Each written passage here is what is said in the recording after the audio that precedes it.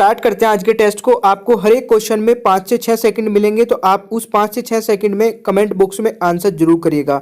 और आपकी रिक्वेस्ट पे, क्योंकि बहुत सारे बच्चों ने बोला कि टेस्ट बहुत अच्छा लग रहा है, बस आप इसमें क्वेश्चन बढ़ा दीजिए। तो आपकी रिक्वेस्ट पे मैंने क्वेश्चन बढ़ा दिए, क्वेश्चन बढ़ा के 30 से 50 कर दिए। तो आप भी मेरी बोलने से एक बार वीडियो को लाइक कर दीजिए ताकि मुझे भी मोटिवेशन मिलता रहे। तो यहाँ पे पहला क्वेश्चन है, भारत की संविधान सभा किसके अनुसार गठित की गई?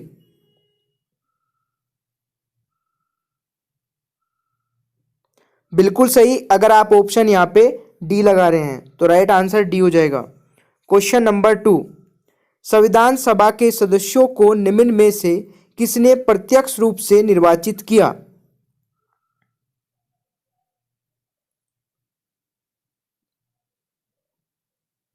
बिल्कुल सही। अगर आप ऑप्शन ए लगा रहे हैं तो very good, right answer A हो जाएगा। क्वेश्चन नंबर 3, संविधान सभा की स्थापना कब हुई?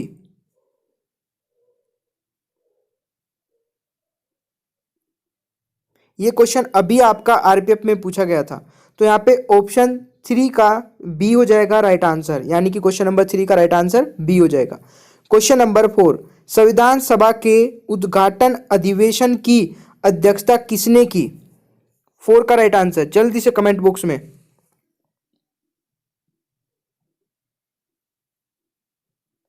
बिल्कुल सही, 4 का राइट आंसर यहाँ पे सी हो जाएगा। क्वेश्चन नंबर 5, संविधान सभा के स्थायी अध्यक्ष कौन थे?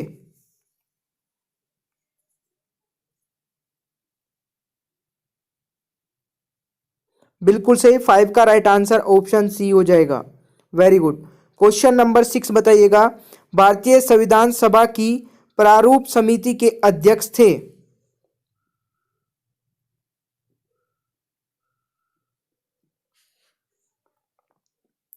तो बिल्कुल सही है। अगर आप ऑप्शन ए लगा रहे हैं तो वेरी गुड। ये क्वेश्चन भी अभी आपका आरपीएफ में पूछा गया था। ये टेस्ट आपका सभी परीक्षाओं के लिए है, तो एंड तक लगाइएगा। 7 का राइट आंसर बताइए, संविधान सभा का संवैधानिक सलाहकार किसे नियुक्त किया गया था?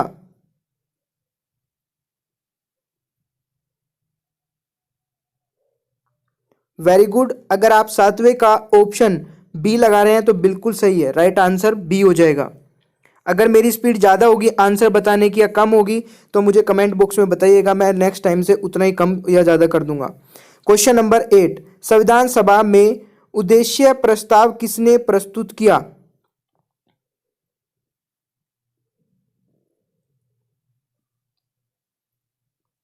बिल्कुल सही। अगर आप यहाँ पे ऑप्शन डी लगा रहे हैं तो वेरी गुड, राइट आंसर आपका डी हो जाएगा। क्वेश्चन नंबर 9, संविधान सभा ने अंतिम रूप से संविधान को कब पारित कर दिया?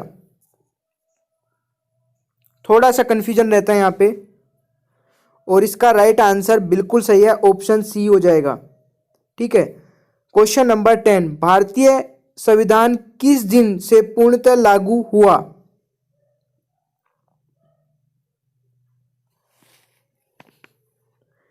तो क्वेश्चन नंबर 10 का राइट आंसर देखिए बिल्कुल सही है, सी हो जाएगा।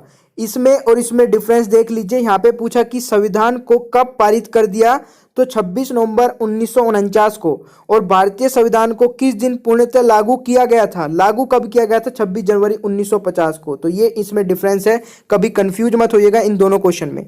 चलिए नेक्स्ट क्वेश्चन पे चलते हैं। क्वेश्चन नंबर 11, भारत गणतंत्र कब बना? तो ये तो सिंपल सा क्वेश्चन है, यहाँ पे ऑप्शन डी बिल्कुल सही है, सब आंसर सही लगाएंगे। क्वेश्चन नंबर 12, भारत एक गणतंत्र है, इसका अर्थ है?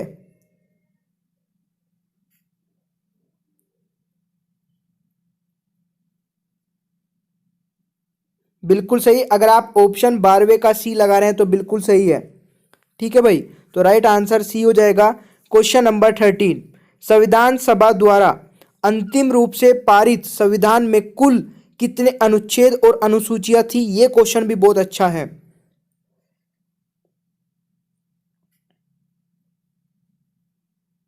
बिल्कुल सही, 13 का राइट आंसर ए हो जाएगा। वेरी गुड भाई, अगर आपने ऑप्शन ए लगाया है तो वेरी गुड। क्वेश्चन नंबर 14, भारतीय संविधान के किस भाग को उसकी आत्मा की संज्ञा दी गई है? यह क्वेश्चन अभी आपका पूछा गया था आरपीएफ एसआई में।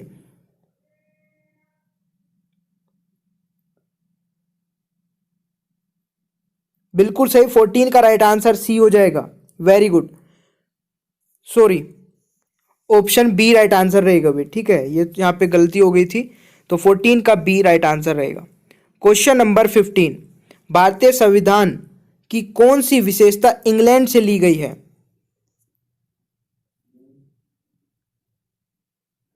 तो बिल्कुल सही, 15 का राइट आंसर यहाँ पे ऑप्शन ए राइट आंसर हो जाएगा।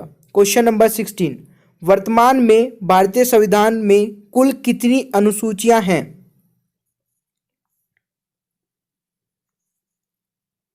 बिल्कुल सही, 16 का राइट आंसर आपका ऑप्शन सी हो जाएगा। तो ये भी अच्छा क्वेश्चन था।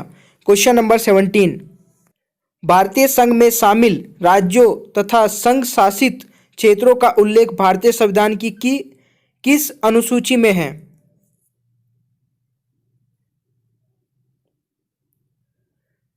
बिल्कुल सही, अगर आप ऑप्शन यहाँ पे ए लगा रहे हैं तो बिल्कुल सही है, ठीक है भाई। क्वेश्चन नंबर 18, भारतीय संविधान की तीसरी अनुसूची का संबंध है, यह भी बहुत अच्छा क्वेश्चन है, अभी किसी एग्जाम में पूछा गया था।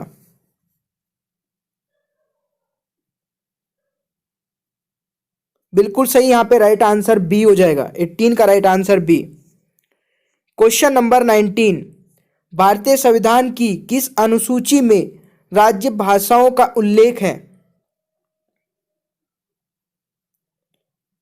19 बिल्कुल सही, अगर आप ऑप्शन यहां पे बी लगा रहे हैं तो वेरी गुड। क्वेश्चन नंबर 20, अगर टेस्ट पसंद आ रहा है तो लाइक और शेयर करना बिल्कुल मत भूलिएगा। क्वेश्चन नंबर 20, दल बदल से संबंधित प्रावधान किस अनुसूची में रखे गए हैं?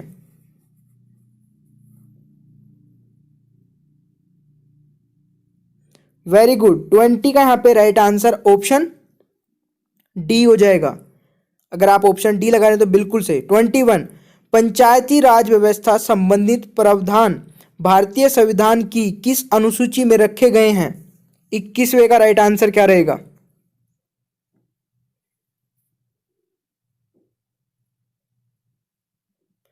वेरी गुड, 21वें का राइट आंसर यहाँ पे ऑप्शन डी हो जाएगा भाई, ठीक है।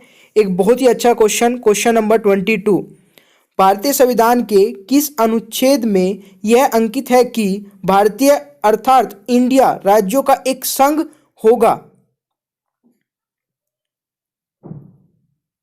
वेरी गुड, देखिए ये पता होना चाहिए आपको, बिल्कुल बेसिक्स और बहुत अच्छा क्वेश्चन है ये, आपका ऑप्शन ए हो जाएगा। 22 का राइट आंसर ए हो जाएगा भाई, ठीक है।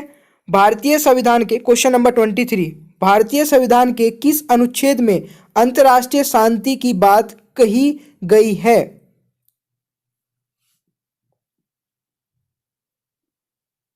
वेरी गुड, 23 का यहाँ पे राइट आंसर ऑप्शन डी हो जाएगा, अगर आप ऑप्शन डी लगा रहे हैं तो। क्वेश्चन नंबर 24, संविधान के किस अनुच्छेद के अंतर्गत राष्ट्रपति अध्यादेश जारी करता है?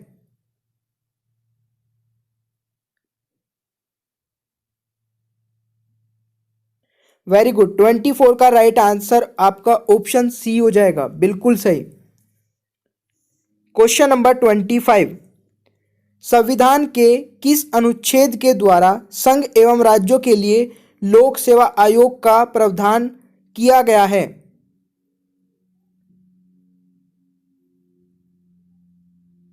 वेरी गुड, 25 का राइट आंसर आपका ऑप्शन डी हो जाएगा, बहुत अच्छे। अगर आप बिल्कुल यहाँ पे स्कोर बताइएगा अपना, आधा टेस्ट हो चुका है। 26, भारतीय संघ में किसी राज्य को सम्मिलित करने का अधिकार किसे है? बहुत अच्छा क्वेश्चन।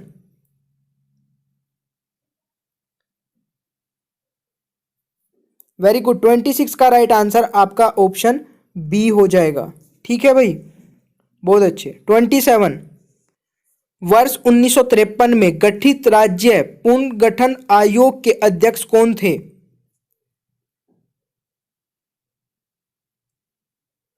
तो बिल्कुल सही है यहाँ पे, अगर आप ऑप्शन ए लगा रहे हैं, वेरी गुड। क्वेश्चन नंबर 28, भाषाई आधार पर राज्यों का पुनर्गठन कब किया गया?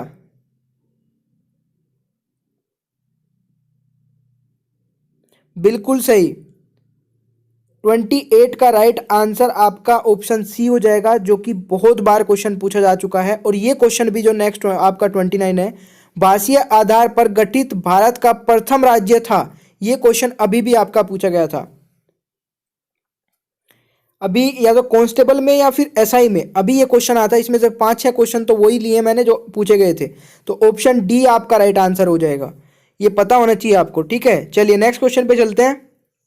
क्वेश्चन नंबर 30, पुडुचेरी को किस वर्ष भारतीय संघ में शामिल किया गया? बिल्कुल सही, अगर आप ऑप्शन यहाँ पे बी लगा रहे हैं तो बिल्कुल सही है। क्वेश्चन नंबर 31, भारतीय संविधान निम्नलिखित में से कौन सी नागरिकता प्रदान कराता है? तो ये क्वेश्चन भी भाई अभी आपका पूछा गया था और ये आपको पता होना चाहिए। वेरी गुड, यहाँ पे राइट आंसर आपका ऑप्शन ए हो जाएगा। ठीक है, हमारे देश में सिंगल सिटीजनशिप है, बहुत सी कंट्री में डुअल सिटीजनशिप होती है, जैसे कनाडा हो गया, अमेरिका हो गया। तो यहाँ पे हमारे देश में सिंगल सिटीजनशिप है। तो ये भी आपसे पूछा जा सकता है कि किस देश में डुअल सिटीजनशिप होती है, तो बहुत सारी ऐसी कंट्री है, एक बार देख लीजिएगा गूगल पे सर्च करके। 32, भारत की नागरिकता किस प्रकार प्राप्त की जा सकती है?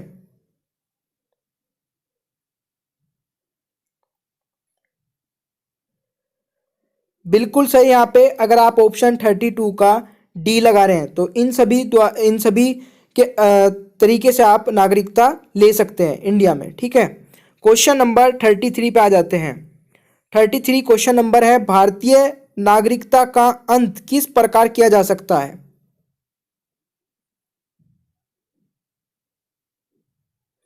बिल्कुल सही, अगर आप ऑप्शन यहाँ पे 33 का डी लगा रहे हैं तो बिल्कुल सही है, ये सभी हो जाएंगे।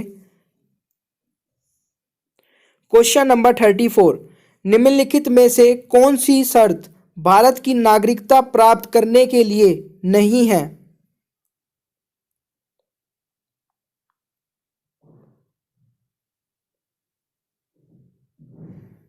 बिल्कुल सही, अगर आप यहाँ पे ऑप्शन 34 का डी लगा रहे हैं तो वेरी गुड। क्वेश्चन नंबर 35, वर्तमान में भारत में राज्यों एवं केंद्र शासित प्रदेशों की संख्या क्रमश है? तो बिल्कुल सही है, सभी को पता होगा और पता होना भी चाहिए। ऑप्शन सी यहाँ पे राइट आंसर हो जाएगा। भारतीय संविधान, क्वेश्चन नंबर 36, भारतीय संविधान में नागरिकों के मूल अधिकारों का वर्ण है? अनुच्छेद कितने से कितने तक है? तो यहाँ पे बिल्कुल सही है, आपका ऑप्शन ए राइट आंसर हो जाएगा। ठीक है भाई, नेक्स्ट आपका क्वेश्चन नंबर 37, वर्तमान में भारतीय नागरिकों को कितने मूल अधिकार प्राप्त हैं? फंडामेंटल राइट कितने हैं? बिल्कुल सही, 37 का राइट आंसर ऑप्शन बी हो जाएगा। अभी तक ये 7 होते थे बट अभी 6 हैं। एक राइट टू प्रॉपर्टी हटा दिया गया, वो 300A आर्टिकल में चला गया। ठीक है, अब वो एक लीगल राइट बन गया है, पहले वो एक फंडामेंटल राइट था। ठीक है भाई, क्वेश्चन नंबर 38, मूल अधिकारों को परिवर्तित कराने की शक्ति किसे प्राप्त है? बिल्कुल सही, अगर आप 38 का ऑप्शन सी लगा रहे हैं तो यहाँ पे बिल्कुल सही है, राइट आंसर आपका ऑप्शन सी हो जाएगा।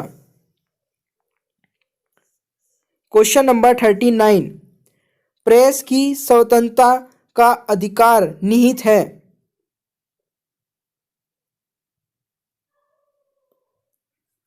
बहुत अच्छा क्वेश्चन है ये, देखते हैं कितने बच्चे यहाँ पे राइट आंसर लगाते हैं। तो 39 का राइट आंसर आपका हो जाएगा ऑप्शन ए। ठीक है, अनुच्छेद 19 के ए में ये है, तो राइट आंसर ए हो जाएगा। क्वेश्चन नंबर 40, संपत्ति के अधिकार को किस संविधान संशोधन के द्वारा मूल अधिकार से हटाया गया था? जो मैं अभी आपको बता रहा था वो भी यहाँ पे आ गया, तो बताइए जल्दी से फटाफट। बहुत अच्छा क्वेश्चन है और 10 क्वेश्चन और रह गए हैं। तो अगर आपको टेस्ट पसंद आ रहा है तो प्लीज़ एक कमेंट मेरे लिए भी कर दीजिए कि हाँ सर टेस्ट पसंद आ रहा है। आप इसी तरीके से लगातार करते रहिए और लाइक भी कर दीजिएगा। 40 का राइट आंसर सी बिल्कुल सही है, यहाँ पे 40वें का राइट आंसर सी हो जाएगा। चलिए नेक्स्ट क्वेश्चन पे चलते हैं। 41, वर्तमान में संपत्ति का अधिकार है एक प्रकार का।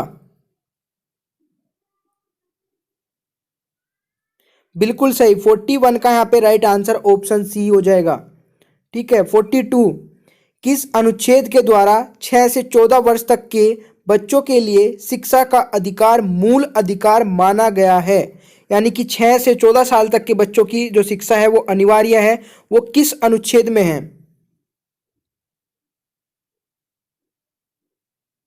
बिल्कुल सही, 42 का यहाँ पे राइट आंसर हो जाएगा आपका डी। तो ये बहुत अच्छा क्वेश्चन है, याद रखिएगा भाई, ये क्वेश्चन बहुत बार आता है। क्वेश्चन नंबर 43, व्यक्तिगत स्वतंत्रता के लिए निम्नलिखित में से कौन सी रिट याचिका, जिसको हम बोलते हैं, दायर की जा सकती है? 4 तरीके की याचिका होती है। ठीक है, इसमें से कौन सी है जो व्यक्तिगत स्वतंत्रता के लिए डाली जा सकती है? बिल्कुल सही, 43 का यहाँ पे राइट आंसर हो जाएगा ऑप्शन बी। ठीक है, तो यहाँ पे बी राइट आंसर हो जाएगा, याद रखिएगा। 4 रिट होती है, मैं डिटेल में वीडियो बना दूंगा, आप मुझे कमेंट बॉक्स में ज़्यादा से ज़्यादा करके अगर बताएंगे तो। क्वेश्चन नंबर 44, मत देने का अधिकार होता है? तो ये बहुत अच्छा क्वेश्चन है, ये कई बार तो मैंने एग्जाम में देख लिया कि आपसे पूछा जाता है कि मत देने का अधिकार कौन सा अधिकार होता है? बिल्कुल सही, यहाँ पे 44 का अगर आप ऑप्शन लगा रहे हैं ए, तो एक राजनीतिक अधिकार है ये। ठीक है, क्वेश्चन नंबर 45, भारतीय संविधान के किस अनुच्छेद में राज्य के नीति निर्देशक तत्वों का उल्लेख है?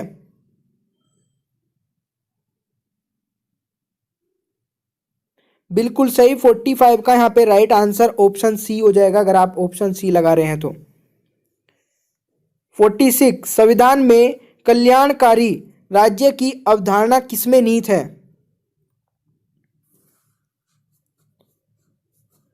तो 46 का राइट आंसर हो जाएगा आपका ऑप्शन सी। तो वेरी गुड, अगर आप ऑप्शन सी लगा रहे हैं तो। 47, नीति निर्देशक सिद्धांत है?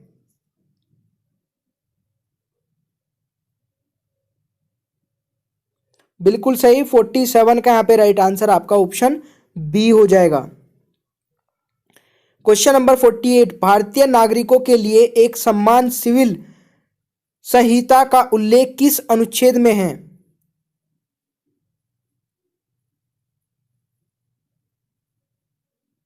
बिल्कुल सही, 48 का राइट आंसर आपका ऑप्शन डी हो जाएगा भाई। क्वेश्चन नंबर 49 और 50, दो क्वेश्चन बहुत अच्छे क्वेश्चन है। भारत के किस राज्य में समान नागरिक संहिता लागू है?